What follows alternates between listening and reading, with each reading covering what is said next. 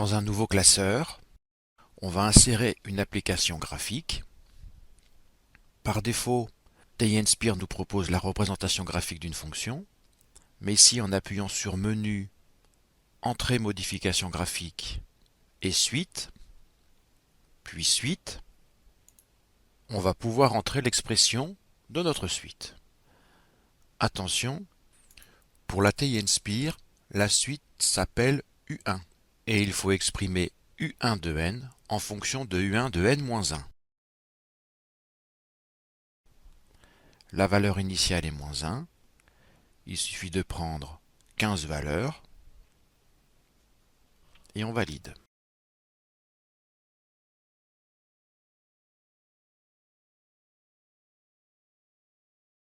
Afin d'améliorer l'affichage de la représentation graphique du nuage de points, on va translater les axes. Pour ce faire, on positionne son curseur sur une partie blanche de la feuille et on reste appuyé une seconde sur le centre du pavé tactile. Puis on translate les axes en caressant le pavé tactile dans la direction souhaitée. On relâche la main en appuyant sur la touche Échappe. Pour masquer l'étiquette, on fera un clic droit qui s'obtient en appuyant sur la touche CTRL Menu, puis choisir Masquer. On vient de représenter le nuage de points de coordonnées N, UN.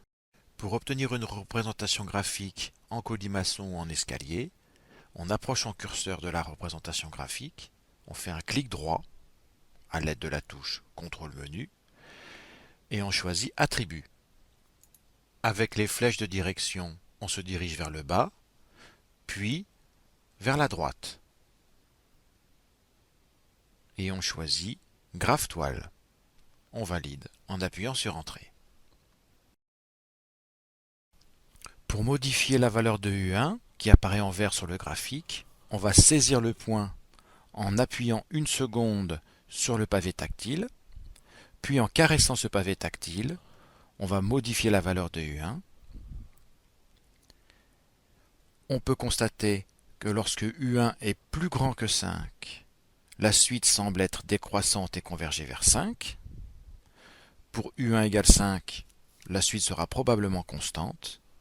Et pour U1 plus petit que 5, la suite semble croissante et aussi converger vers 5.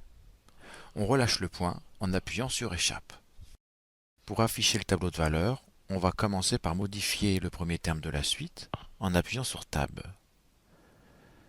Puis flèche vers le haut. Et on va modifier la valeur initiale pour remettre moins 1. Et on valide.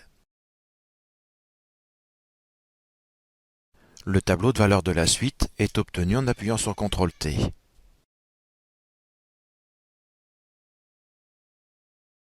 Ces valeurs semblent confirmer que la suite converge bien vers 5. En appuyant sur CTRL-T, on fait disparaître ce tableau de valeurs.